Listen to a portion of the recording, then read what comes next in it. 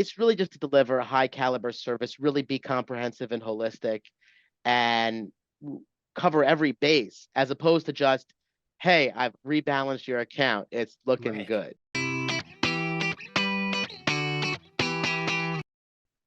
Welcome to the show. I'm Michael Johnston. Joining me today, David Warshaw. David is the president of the Wealth Plan LLC, his own RIA firm based in Great Neck, New York. David, thanks for coming on. It's a pleasure to be here. Thank you for having me.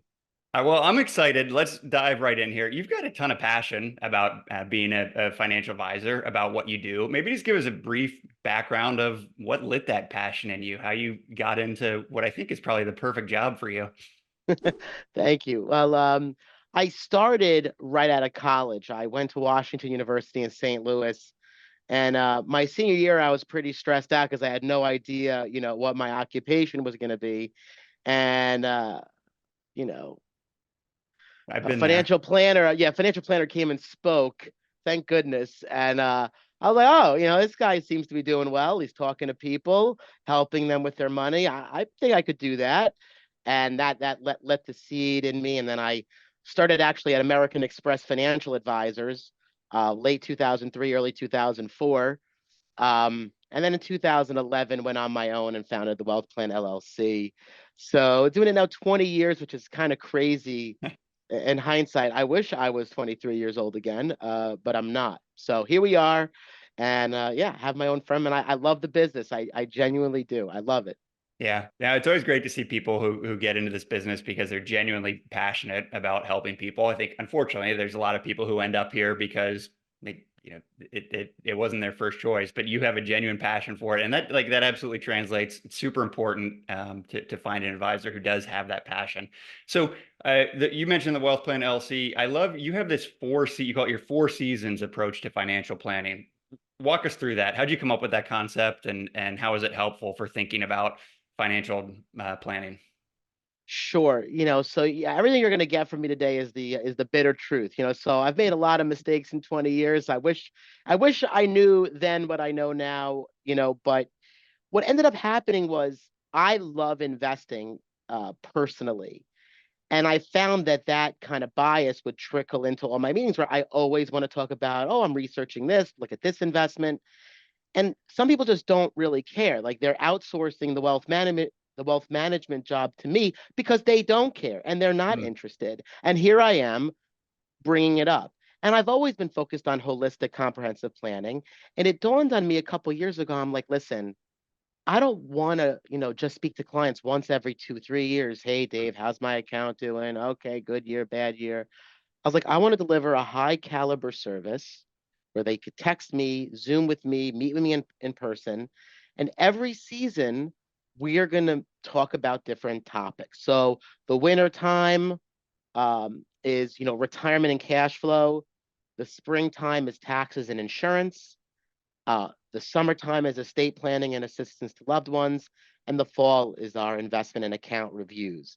And I just think that's a very Hmm. reasonable request. Like, hey, let's meet quarterly. And sometimes there's not much to discuss that quarter. We did it last year. There's been no major changes. Yeah. But some quarters, there's some seasons you might need to meet twice because, they might start working on their estate plan and then stop and they come back to it 6 months later. So it's really just to deliver a high caliber service, really be comprehensive and holistic, and cover every base, as opposed to just, hey, I've rebalanced your account, it's looking Right. good. Right. Right.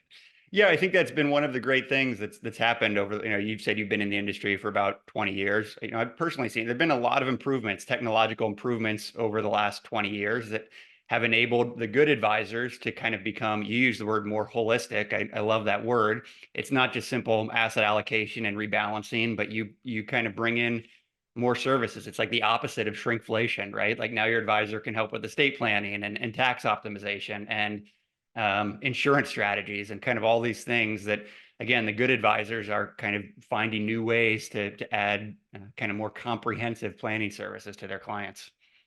Yeah, I mean, the technology has been incredible. And one of the reasons I went on my own was I was constantly disappointed in the large, bureaucratic entities Hmm. tech offering. Okay. And I mean, literally, I'd say every week I probably speak to one or two tech platforms because that's ultimately searching for what piece of technology can really enhance the planning experience Hmm. for clients. And you hire some of these vendors and then you fire them. We go, okay, well, it wasn't as much as clients didn't really stick with that, but it is fascinating how um, advanced things have gotten, and it's almost like a rebirth in a way of Yeah. the financial planning practice because the solopreneur can really do so much that they really needed a larger firm, when I first started. Right. Right. No, absolutely. I think it's a fantastic development. It's good for advisors, good for the clients that they serve, I think. So let's dive into a couple of these areas here that you talked about. Insurance optimization. I think that's, Hmm. insurance feels like a dirty word sometimes, right? People have a kind Hmm. of a pretty negative connotations of it. So how do you approach that? How do you approach helping clients get the insurance that they actually need, and making sure that they have a good experience with with buying insurance, right? Oh, yeah. So, um, I actually set up a separate company called Wealth Plan Risk Management to place that business through because you really can't have commission-based products going through the registered investment advisory channel. Yep. If you're saying you're a fiduciary. So insurance, right? You got life insurance, you got disability income insurance, you got long-term care insurance, you got health insurance, and you got property and casualty insurance.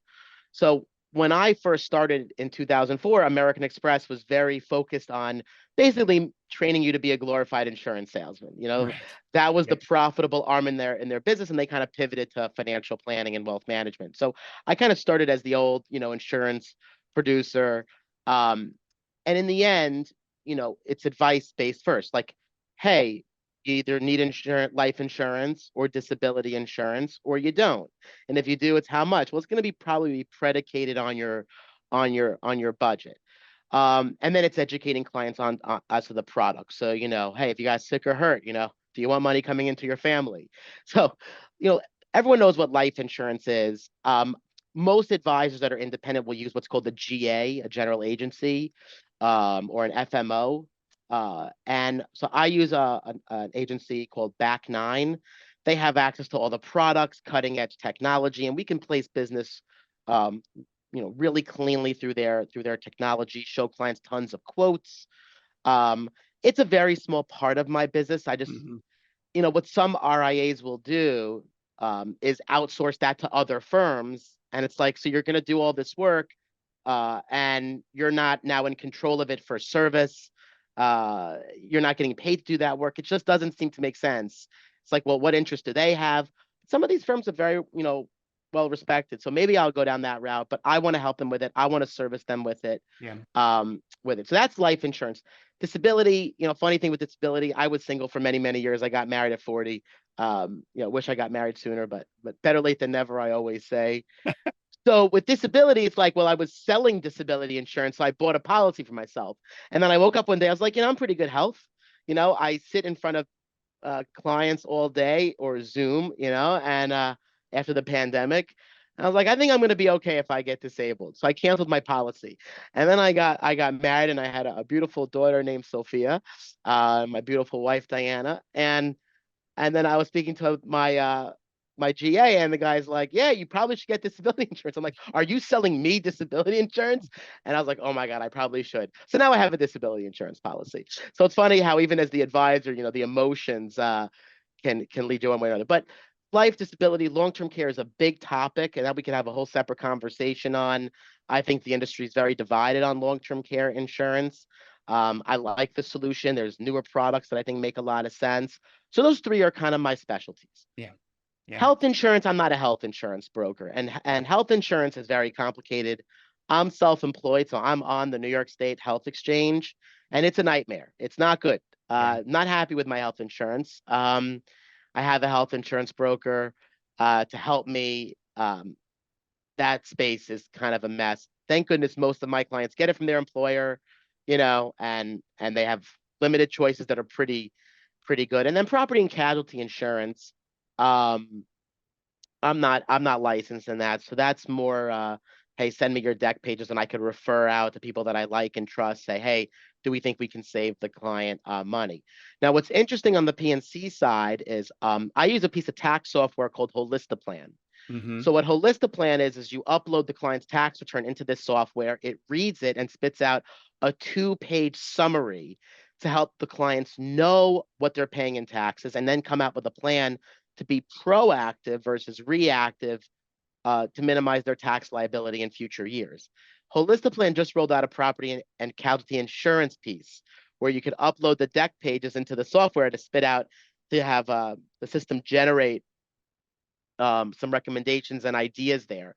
So I'm paying for that now, and I'm going to start to try to dip my toes in. But ultimately, with PNC, it's just like get quotes every couple of years. Don't so the rates can creep up on you before you even realize it. Work with a good broker that you like and trust, Yeah. and just review it.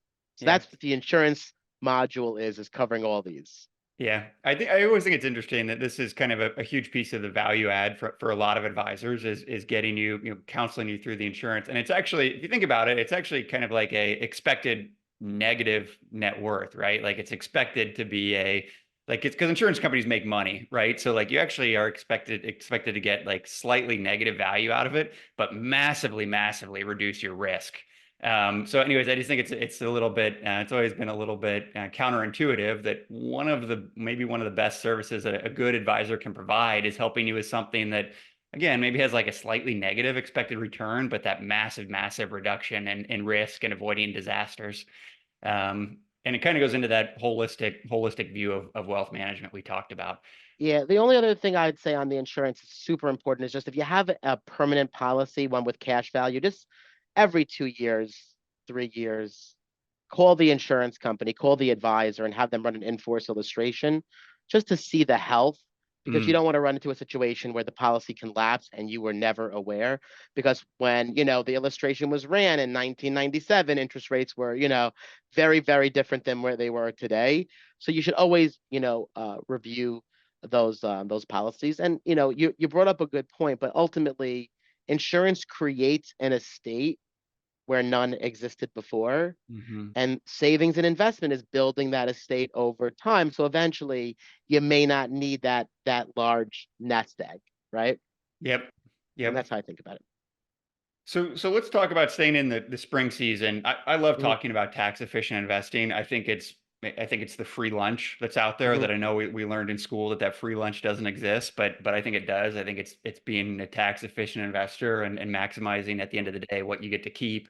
So what is your, in the spring season, talking about tax optimization, what does that look like with those conversations you have with your clients? You touched on it a little bit that you use this piece of software that kind of spits out how they can be more proactive going forward. Mhm. But what do those conversations look like talking about taxes? Yeah, so I have modules, built out. Maybe in a future podcast, I could share some of the modules, Mm, with you. If you want, I could share now. But because I'm starting to forget things, so I write everything down and I check the box with every client meeting. Hey, did we talk about these things? Taxes is a lot, right? So first step, yes, I need to see a tax return. I need to run the report through Holistiplan, and I need the client to understand this is where you were at last year. Then the question is, well, what can we do different this year? And then I'll give them advice on what I think they could do different this year. Now, the reality is, I'm not a CPA. I would love to one day incorporate wealth plan tax into the business. Finding a great accountant that I like and trust at a reasonable price point has been very challenging. That's just the truth. And sometimes it's good to have them separate. Um, but then it's like, hey, I'm going to give them some recommendations. I want the accountant to give it its blessing because ultimately he or she is signing off on the return, you right. know? And I don't want to do anything that then the client's going to come back and say, hey, my accountant didn't realize and this isn't good. So I really think the advisor needs to be the QB and loop in the tax professional and or estate planning professional for the benefit of the client. The problem today is I don't think the accountants are getting paid enough, honestly, to take the time. If you're doing Yeah. a $300-400 return, how many hours are you going to really give to the client's third party advisor? If they're a business owner, there's more money there, so maybe they will. And I think it's a big problem. And I haven't seen anybody that's fixing it, right? Delivering high quality, proactive tax planning. It's usually a combination of the advisor and then praying the advice gets funneled to the tax preparer to implement it or at least give it a seal of approval. Now, when it comes to money management, I think a very important conversation to have is tax loss harvesting. Like, hey, we got a Hmm. brokerage account. Do you want me to tax loss harvest for you? Right. And I've read mixed things on tax loss harvesting. Sometimes I feel it's a very sales gimmicky just to sell, you know, the value of an advisor. Some clients it's really, really good. Others it's not as good. But what about gain harvesting? Yeah. I don't want a client ever tell me as they're doing the taxes, Dave, why'd you realize $10,000 of long-term capital gains for me? Well, I was rebalancing your account. So I think there needs to be a discussion on, hey, this is my budget. I'm a big believer the investments, should drive, the financial plan should drive everything and the portfolio serves the plan. But I don't want uh, the tax, to rule everything, but it is still a Right. conversation on, hey, I want to make sure that we have the right communication of, hey, I want you to rebalance, but don't realize more than this from a long-term gain perspective unless you really think it's worth it. And I don't know if those conversations are happening enough. And I'm trying to now in that tax module have those conversations. Then you have things like Roth conversions that are very hot, um, to try to hedge future tax rate increases. Sure. So Yeah, that can be there's a lot. yeah. Yeah, some of those decisions, the Roth conversion, that can be a very high leverage decision for someone if you do it at the right time. So you have Mm-hmm. a low income year, you're taking a sabbatical or you're doing a startup or something where you're going to have low income, and if you can advise that client to do the Roth conversion in that low income year, or they have for whatever reason they've got other offsets to it, that could be pretty high leverage, right, David? Like timing that at the right point. Absolutely. If you can catch this when it's happening, and really, like I said, work with the accountant, work with the CPA, it could be huge. And that's the beauty of the Four Seasons is that if I'm Yeah. meeting with someone once a year, this isn't happening, right? Yeah. It's normally like, hey, I'm locked out of my account, or how are we doing, or some emergencies coming up. But hey, springtime, we focus on this. We didn't meet that spring. Summer, we could always go back or stay on point. But every year when I build out my Monday.com module, I read good articles, I learn something, and I just add it in. So it's kind of like my repository for knowledge, and it just keeps getting bigger and bigger as time goes on. Yep. I love the analogy you use of the advisor being the quarterback, and I totally agree with you about the short. There's a couple things I think there's a shortage of accountants. There's a pretty compressed, like their time frame is kind of more compressed than a lot of people realize. A lot of times they're waiting for states to finalize these tax forms until the middle of February, and then they're trying to get stuff done by March 15th and April 15th. So Hmm. I would not want to be an accountant right now. It's a pretty brutal job. So I agree with your assessment that there's kind of a shortage there. And I like that analogy of the advisor needing to be the quarterback of the situation. 100%. Let's shift gears here a little bit and talk about estate planning. Hmm. I think this is another can be potentially overlooked. And I just use the word high leverage. I'm going to use it again here. Like this is a very high leverage, in my mind, a very high leverage activity. So what does that conversation look like in the quarter of the year for estate planning? I guess that's a summer quarter for you. Yeah, so summer is estate planning and assistance to loved ones, right? So assistance to loved ones is, hey, I want to help my children or my grandchildren, or I need to Hmm. help my parents or a charity. Um, or hey, this is the kind of legacy that I want to, leave, So I'll say like, hey, have you ever recorded a video of yourself of your wisdom, you Hmm. know? So I'm trying to have these interesting conversations and give people, meaningful actions on I want to help this entity or this person, and how do I do that? Hmm. Estate planning um, is really educating clients on just what are the core documents, how do assets pass, right? Probate, contracts, beneficiaries, trusts, because they have to understand first how assets transfer, right? And then once they get that, it's like, okay, well, what documents do you need? And then it's Mm. okay, well, Dave, where do I go to get the documents? So la- last year, I was on like 3 or 4 different platforms for this because I was trying to figure out the best solution. I was on wealth.com, Estate Guru, um, Vanilla. That was even before 2023. That was during the pandemic. Um, and Trust and Will. And I think there's one other one that I'm blanking on. Oh, Estate Guru and Trust and Will. All of these platforms are awesome. The companies got very smart and they said, listen, clients are not updating their wills. They're not updating their trust. They're not creating them. Hmm. And in some cases, I've had clients, literally be retirement age and not have this. And it's like super important. Yeah. And because it's kind of like, I'd much rather talk to you about giving me more money to manage, right? Than talking about your demise and what happens to your money when you're not here. But that's not comprehensive planning. So once people understand how assets transfer, what documents they need, now we need to implement. So for me, two choices. You're either going to work with an attorney that you like and trust, right? Or you're going to work with some digital platform. So I've loved Trust and Will. That may be different 3 years from now, but I've been very impressed. I'm actually doing it personally myself because I Mm. relocated from Florida to New York. They have an attorney you could speak to for $300 for the year, which is insane. And if you can't tell by my enthusiasm, and you could literally build your estate plan in the comfort of your home in like an hour.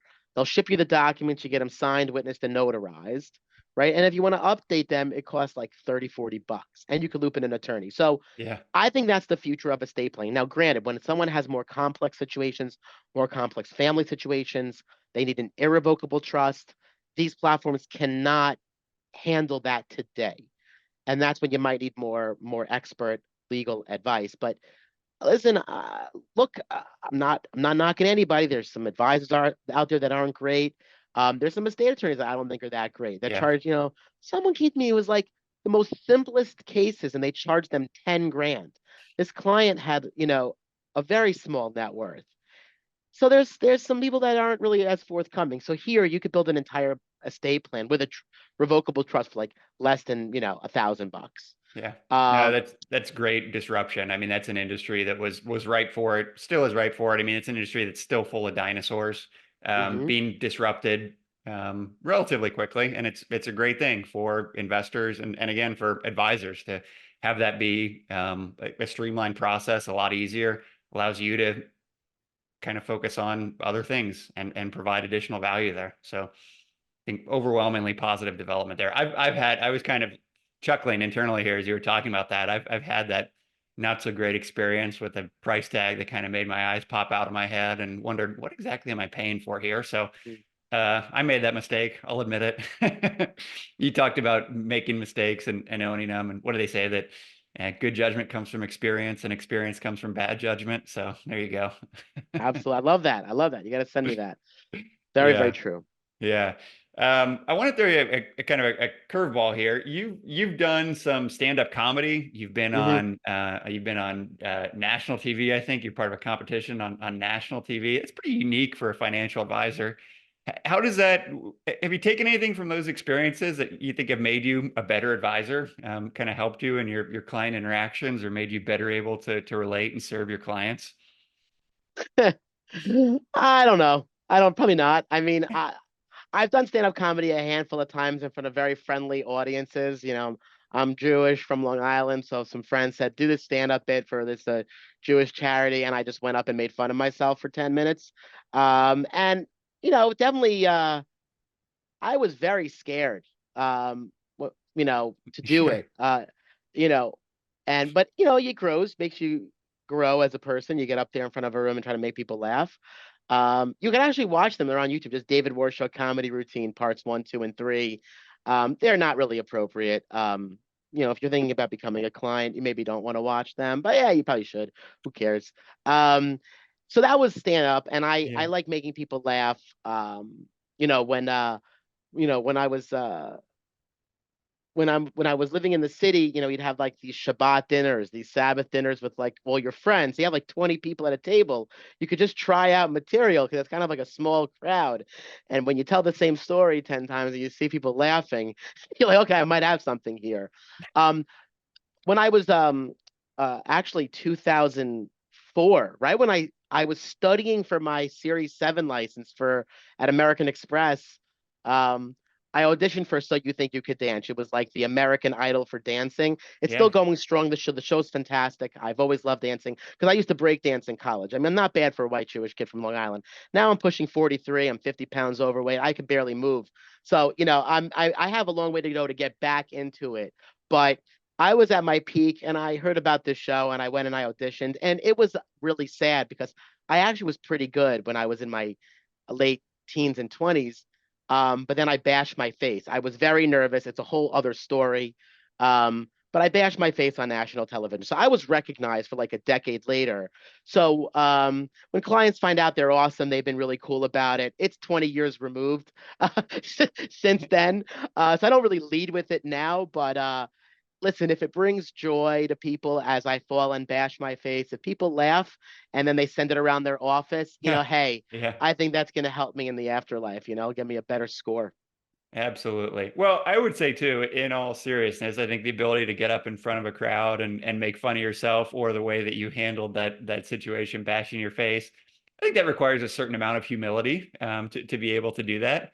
And I think that's a pretty important characteristic for someone who's going to be working with clients and managing folks' money. I think it's an important characteristic for anyone, regardless of what you do. And it's kind of in short supply nowadays. And that's a conversation for another day. But I do think that humility that is shown by that is important and probably does make you a better advisor, even if you're too humble to admit it. So Thank you, buddy. Thank you. Thank you. I appreciate yeah. it.